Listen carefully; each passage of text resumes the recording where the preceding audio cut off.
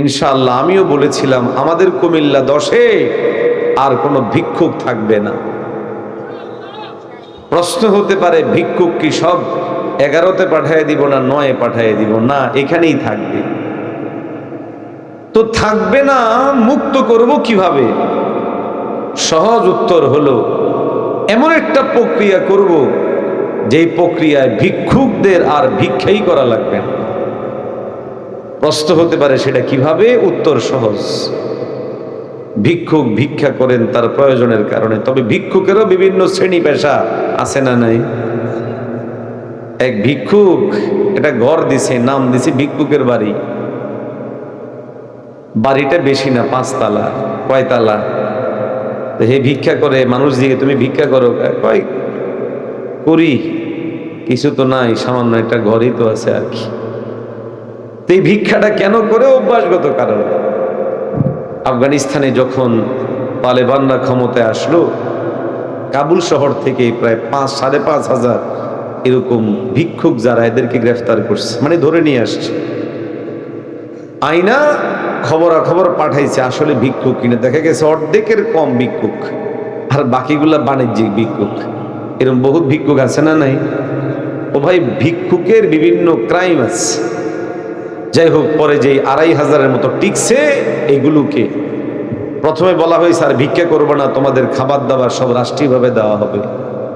এরপরে তাদের জন্য আলাদা বরাদ্দ দিয়ে যে যেই পেশায় অভিজ্ঞ তাকে ওই জায়গায় অভিজ্ঞ করে তোলা হয়েছে। এখন আর তারা ভিক্ষা করে না। আমরাও ইনশাআল্লাহ আমাদের এই দশাসন যদি আমার জিম্মাদারিতে এসে যায়, আমার প্ল্যান হলো সারা এলাকা থেকে কারা ভিক্ষা করে এদেরকে ডাকবো, ডাইকা তখন খবর নেবা আসলে কারা ভিক্ষুক কারা ভিক্ষুক না। যারা প্রকৃত ভিক্ষুক এদের রিপোর্টগুলো রেখে প্রতি মাসে নির্দিষ্ট সময় ইউনিয়ন পরিষদে বিভিন্ন বরাদ্দ আসে না আরো আসতে কার ওই বরাদ্দগুলো এখন তো দলীয়ভাবে ভাগ হয়।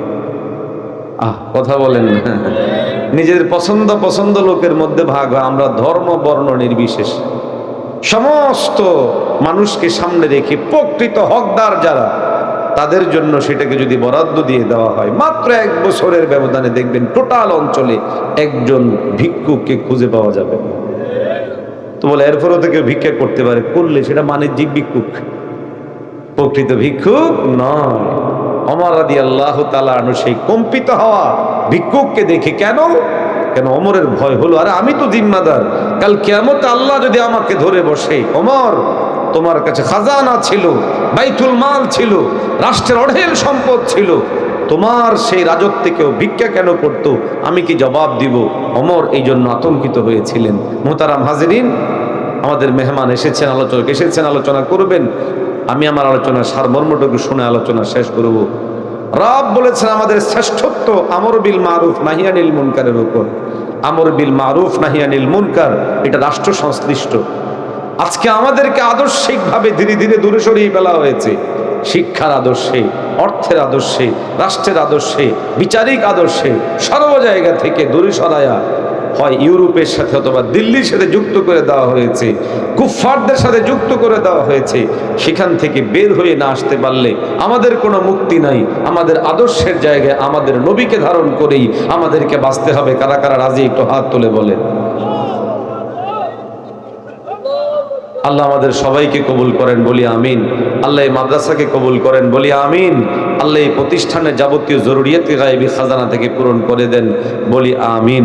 ওয়া আখিরু দাওয়ানা আনিল হামদুলিল্লাহি রাব্বিল আলামিন। আমি আমার জন্য দোয়া করে আপনাদের জন্য দোয়া চাই, আমার জন্য দোয়া চাই, আপনাদের জন্য দোয়া করি। আল্লাহ আমাদের সবাইকে কবুল করেন, আমিন। সবাই বসবো ইনশাআল্লাহ, মেহমান এসেছেন, আলোচনা করবেন, আলোচনা শুনে আমরা যাবো ইনশাআল্লাহ।